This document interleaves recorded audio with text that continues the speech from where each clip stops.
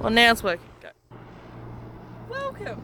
My name is Jamie Mans, and you are about to take the tour of the greatest copper mine in the Southern Hemisphere. Did you know that? No, we didn't know that. Exactly. Big, Does anyone have any connections to this place specifically? right here now. Yeah. No, No? I'm not quite that old.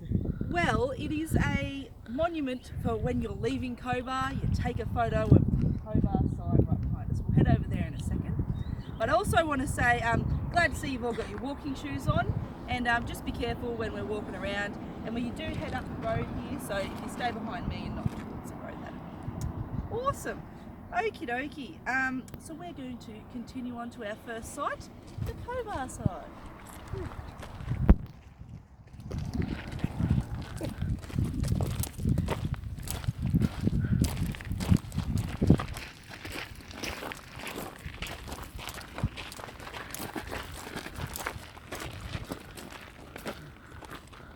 Okie dokie, guys. So, now the story here starts back in 1870, 48 years ago. So I'm going to take you back to 1870, okay? It was farmland, there was not a lot going on, there was lots of farming up on the Darling River, but Victoria had a great demand for sheep. So there was contractors hired to make a stock route down to Hillston from the Darling, although there was no water between here and the Darling and Hillston, and it's a long way to track sheep without any water. So they hired contractors to dig dams and build tracks and stuff like that. And three such contractors were Charles Campbell, Thomas Hartman and George Gibb. Now they were working up in Burke on the Darling, sinking tanks and building tracks on their way down, when it was a big drought, so they've been tirelessly digging these dams, and the drought eventually broke. Rained for 2 weeks and the Darling River broke its banks. So they're like, bugger, we're out of work, what are we going to do? So they decided to head south, but they'd never been south before. So they brought two Indigenous guides with them, Boney and Frank. Now on their trek down they stopped at a waterhole. Now the Indigenous called it the Kubbur waterhole, it's Kubbur. Now the blokes saw this really interesting rock at this waterhole, and they'd previously worked at gold mines and stuff like that, and they saw a rock that looked like gold veins through the rock, but it was a different colour. It was like this bluish green colour, and they thought, well, it looks like a pretty rock, we'll take it with us on our travels. So then they ended up at a pub, the Gilgunya pub, where they met up with Mrs. Sidwell Krug. She was the co-owner, and she was an old Balgal.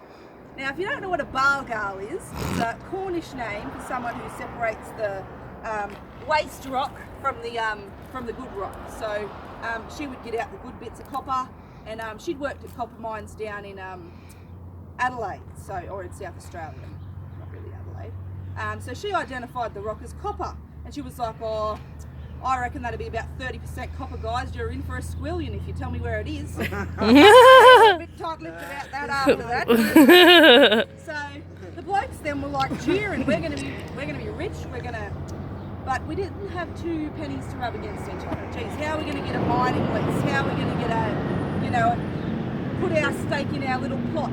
So they headed back up to Burke and got with this bloke, Joseph Becker. He was a financier, banker, whatever. So, and he helped them out with the money for the lease. Now they got a 40-acre lease over this whole area, and it cost them about £20. So they made good on their money once the mine got up and running. Now there is a few alternate stories to how copper was discovered. Now I apologise for my racism in this, but it's a quote. And so there was copper was discovered at a blacks camp, where they noticed the natives had these blue-green markings on them, and so they told the natives, "Oh, where'd you get these blue-green markings?" And the natives then showed them where it was. Now there is another story about Papa Cornish. He was an old pastoralist, and he said, "Oh, he saved these Indigenous Australians' lives, and they showed him where the copper was." Now I doubt the Indigenous Australians even cared about the special rock and knew what it was anyway. So, and as for Papa Cornish saving their lives, I find that very unlikely also, because they would have been able to survive in the bush better than he did. So anyway, the first story I told you is the more recognised one, because it was those three blokes that put the lease over this land. Now they joined with two other blokes, William Bradley, Russell Barton and James Smith.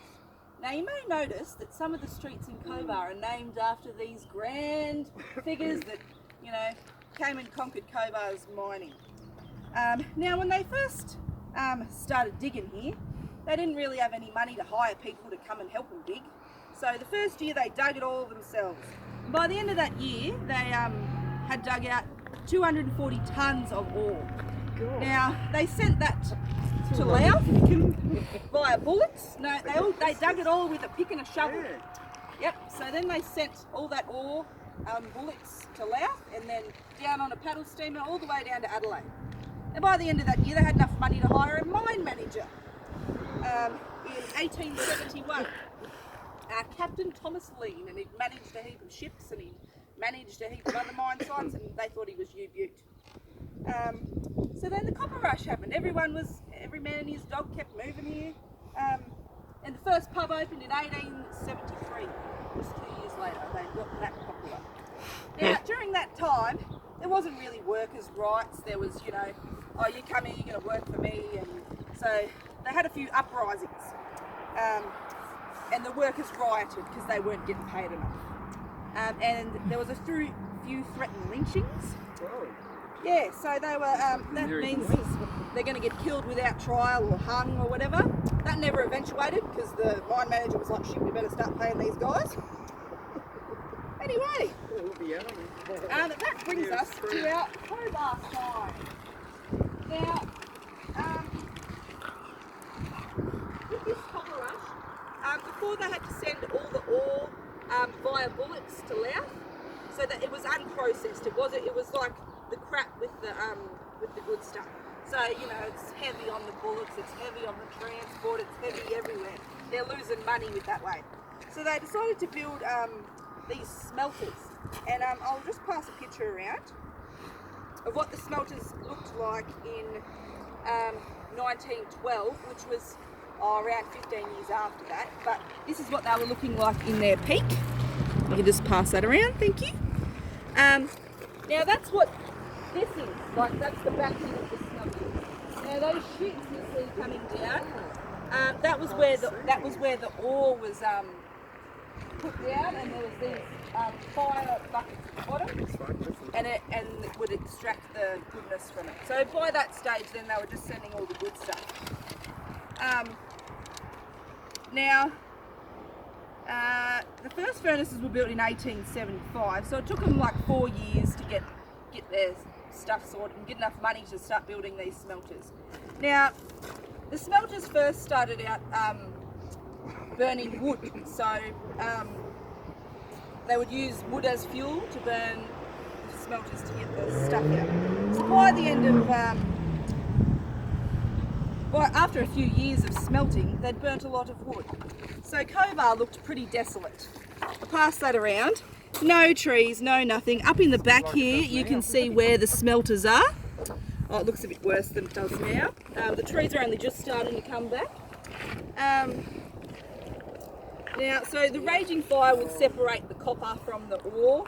Now, the leftovers are what we see underneath our feet. So these are the leftovers. That's what happens after the copper is drawn out of the rocks. And that's all the slag you see here too. That's what that's just the leftovers. Nothing important in that. Used for bitumen, not much else. Now, to get all the trees, they actually had 16 kilometres worth of tram lines out in a heap of different directions to get all the wood. So we basically had a 16 kilometre radius around Cobar that was cleared. So by that stage they'd run out of wood. So then the train was getting built out this way, and it had got to Orange from Sydney. So they would track bullock trains to Orange, load them up with wood, cardamom back here to keep their furnaces running.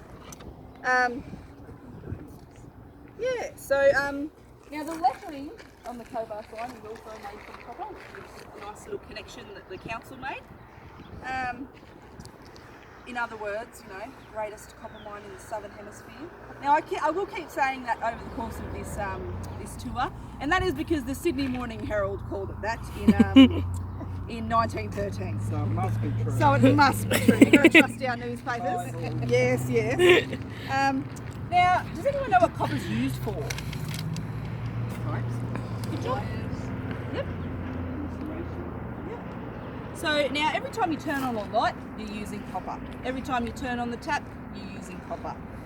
So it's used in building materials, electrical cables, stuff like that. So why it became so important was because, well, it was first used by in 700 BC. I googled this, and as like stone sharpening instead of using normal stones. It's been found in the pyramids. It was used for armour and stuff in the Bronze Age, because when you mix copper with tin, it makes it really strong for armour and swords and weapons and stuff. But in 1876, the first telephone was created. And Alexander Graham Bell, he was the first one to use copper wiring in his telephone. And in that same year, the first electric light was also made by Thomas Edison, and he used copper piping in that as well. So copper piping, that caused a demand for electricity, for phones, and stuff like that. Now, the average home contains around 200 kilograms of copper. Wow. And the average car, about 20 kilograms of copper. Okay. Now, copper is also used in our $1 and $2. It's about 92% copper. The rest is aluminium and nickel. And Australia has the second largest copper deposits after Chile in the whole world. Yeah. So, and your mobile phone, it contains about 15 grams of copper. So, I will invite you now to use your copper-infused phones to perhaps take a photo of our lovely Cobar sign. And we're going to continue on this way. Click, click, pretend, click, click. Beautiful. When was the Cobar sign made? I'm not entirely sure, but it wasn't here when I was a kid, I don't think. It was like a fairly... Because I remember being able to drive up on the top before they put all this fence. And I remember, yeah, being able to sit up there or crawl up the hills and stuff. Yes, very dangerous.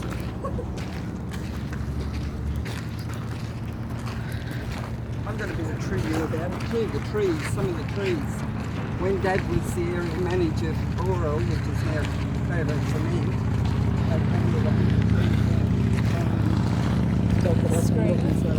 Yeah, yep. Yeah, well, I've been doing a subject on cultural heritage, and they talk about aesthetic values and stuff like that, and so they only save the pretty buildings and stuff like that. They don't save the ugly buildings that still have a story with them. So this I wouldn't say is aesthetically pleasing, but it is protected by heritage, it's heritage listed and stuff like that. Yeah.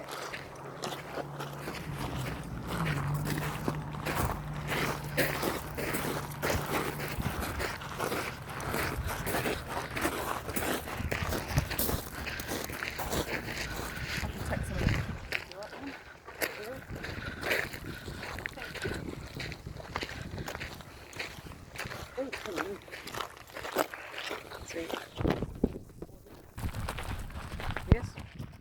Yeah, okay. Just the walk. Yep.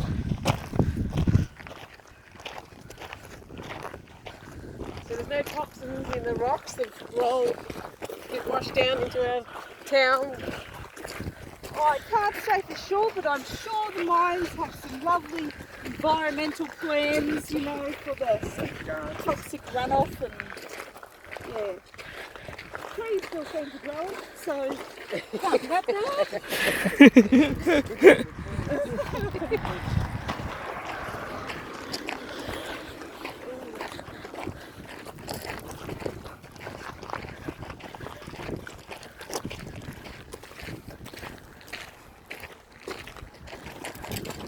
well-worn track there where you were walking back. I've got a few visitors up here.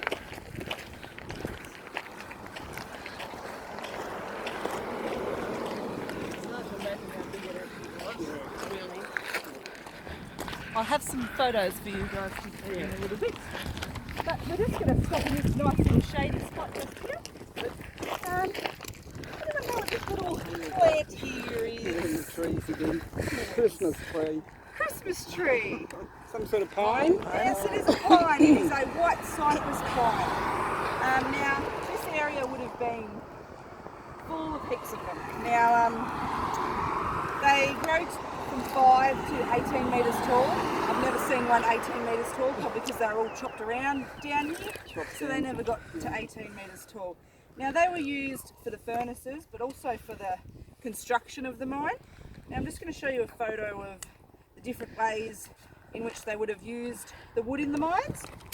So here's one here where they've barricaded the walls, and there's one there where they've tried to stop cave-ins.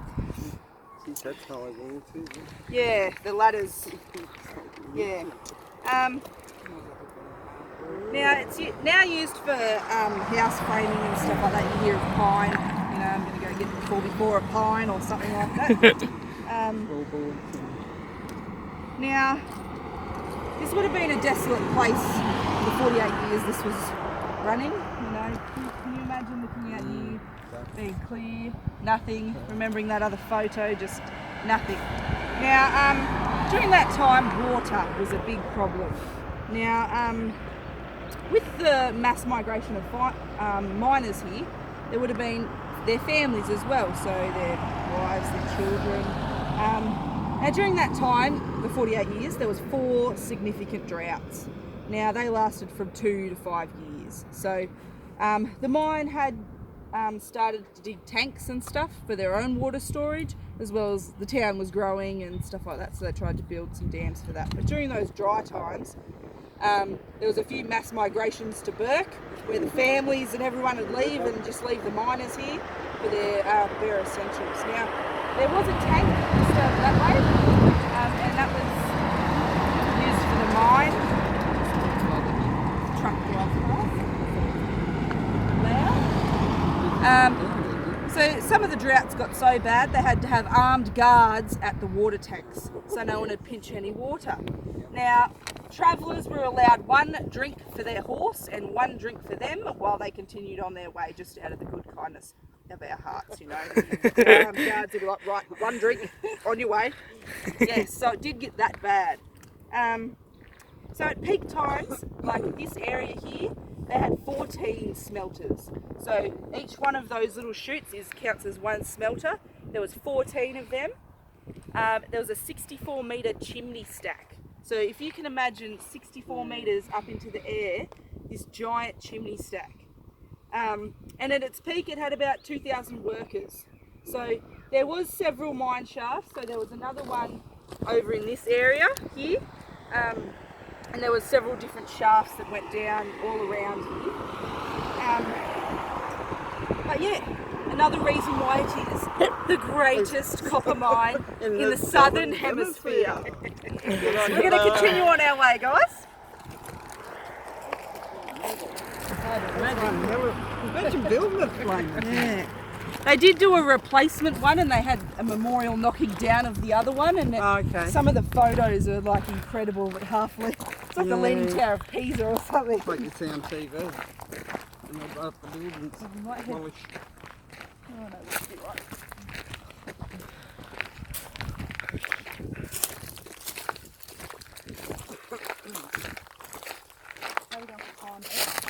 right. You've talked for 16 minutes, but we're 20 minutes on the clock for this. Is that correct? Yep. Cool.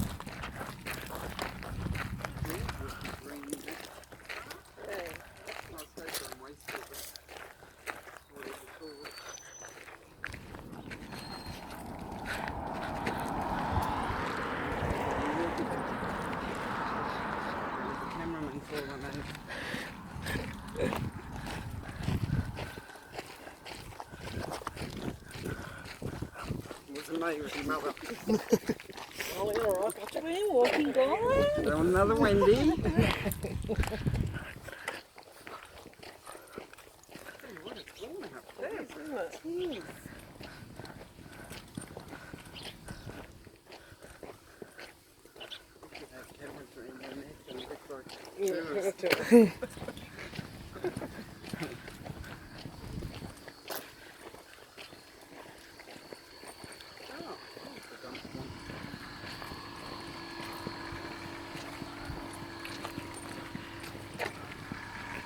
We're just going to head down to the start of that centenary federation. It's a bit shady there. Oh, right, the walk fine. Yep.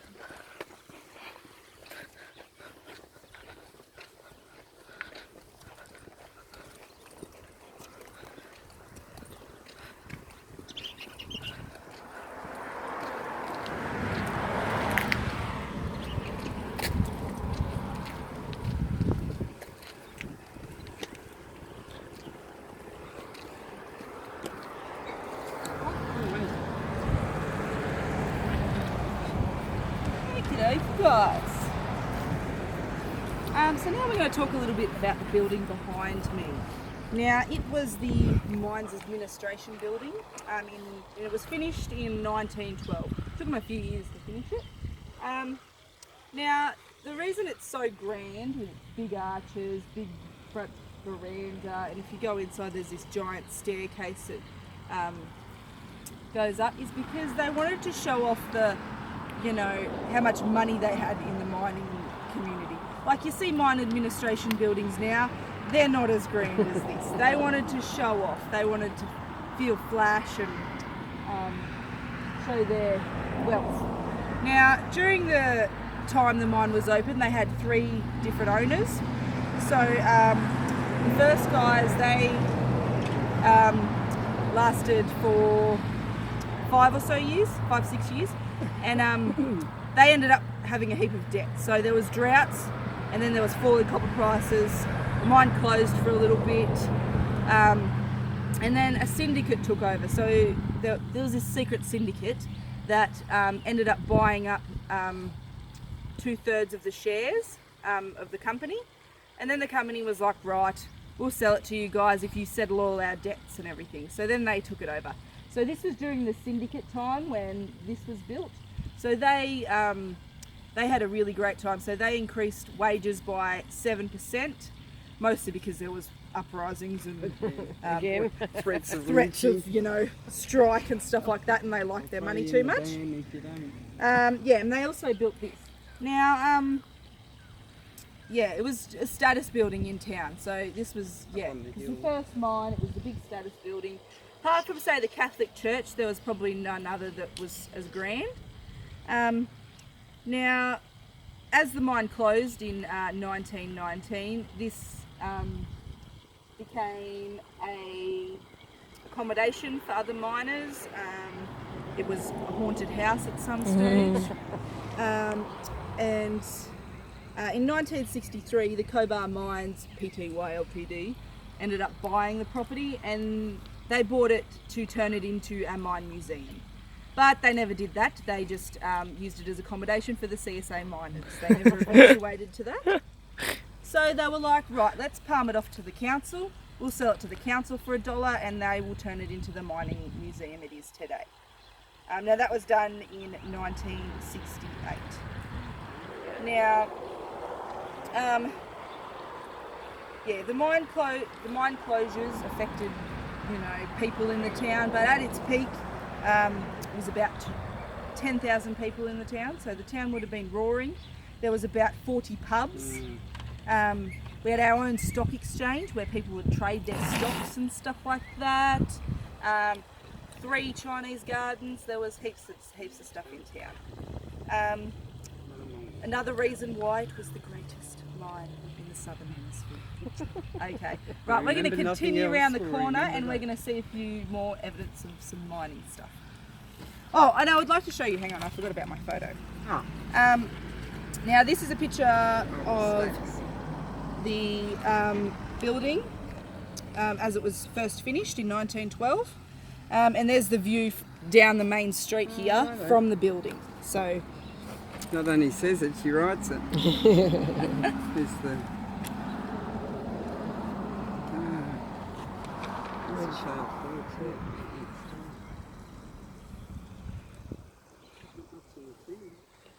now you can kind of see the it said it was the Star Hotel at that stage, and The west kind of one, see yeah. the western there. Yeah, and a bit chunky bit of the open cut. Yeah. Okay. Cute. Continue on down this way.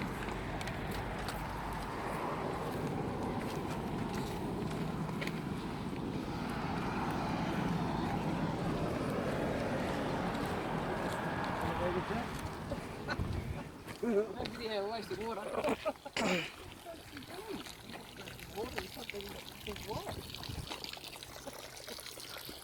Oh, filling up the open cup probably. I reckon it's getting down to the road. Yeah, I had a steady beat the other day. I was running to Wendy's for lunch. There you go. I didn't know this was Bunny, here. thank neither did I. Yeah, only so new, is these it? were our Indigenous Probably guides that were helped in the discovery of the mine and helped make this place, you know, the greatest mine in the southern hemisphere. Now you may wonder what happened to our other founders.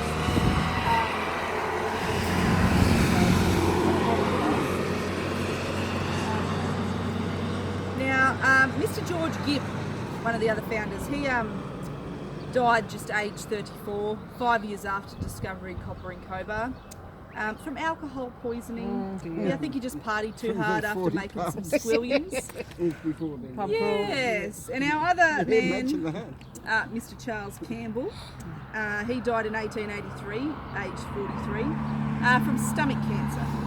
As for Thomas Harbin, nobody really knows what happened to him. He probably just disappeared with his riches. Most of them moved back to Sydney. One of the mine managers, he ended up buying a ferry. Yep, was that rich he could buy himself a ferry? Yeah. So I'll let you go. Oh, if you haven't read that, you read, yeah.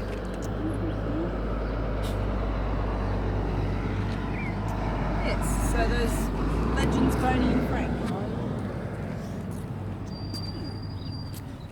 We're just going to keep continuing around the corner. Boney, obviously.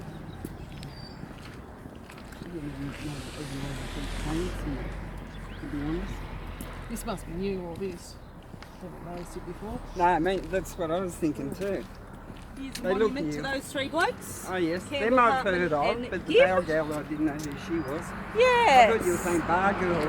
Oh no, yeah, bow gal. Yeah. Yeah. And the picture? I haven't quite looked into what the stork references or what it means. It's an unusual thing for Cobar, a stork. Yeah. Not a bird you see mean very often. I think it must. Maybe they're, where they come from was significant. I will endeavour or to something. find that out. Right. They're Email Homeland or us all something. the information.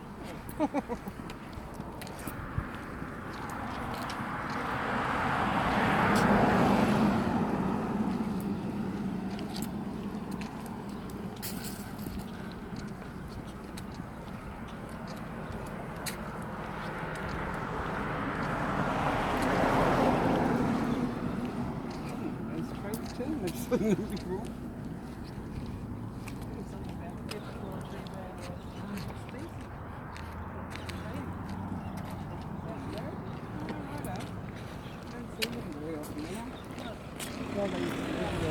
Hardy tree.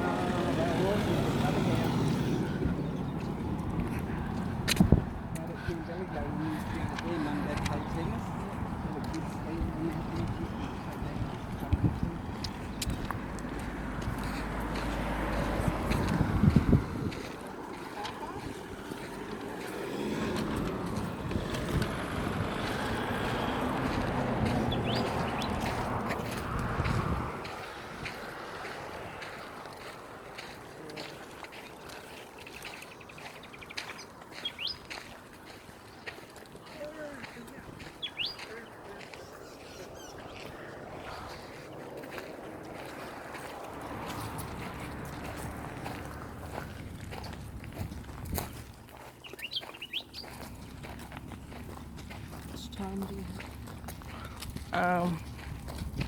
Probably like 5. have?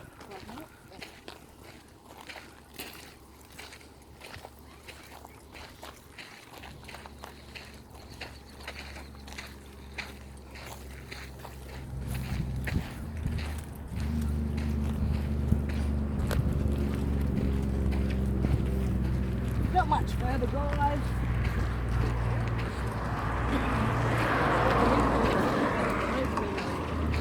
Oh, yeah. Definitely lower since I was here last. Might get to see the bottom of it in this day. That was only a few weeks ago. Holy moly. Never seen it that low. Yeah, we might stop here in this kind of shaded-ish spot. You guys We'll can stand the stand shade, you there. can You stand guys the sun. can stand in the shade. Look Yes. at them all, there's heaps. Yeah, so this is the open cut, guys. Now, it isn't actually an open cut mine. They never actually used this spot to for their mining purposes. Now, it was used for like as a quarry. So they would use the stuff that came out of here for backfilling. For if they had it collapse, they'd prop everything up with it. Now and stuff like this. Now this hole here was all dug with a pick and a shovel, and it was all carted out by horse and cart. Now they tested how deep it was, and it is actually 300 metres deep. Oh, So yeah, that sign. I thought that sign I only did said not 40. think it was that deep. Yeah, it's quite deep. Now now this place is connected with local history and local connections, because it is tradition to swim in the open cut. Illegal, but Yes, tradition. it is illegal. You see the big fence here, but it is a tradition. And apparently, if you move to Cobar, you're not classed as a local until you've swum in there. No, I've only 50 years I've and I'm never still not done a local. And I'm Me not going either. to be, not about to become one either. Swimming and you got sucked under. Yes, they had I all was sorts too of scared stories because it was about illegal. why you shouldn't swim in there. Now, Kids did. the original mining stuff, all up the top there, has been dismantled. So after the mine closed in 1919, by 1921 they had dismantled all the overhead shaft stuff and all the smelters and stuff, and used them for other mines.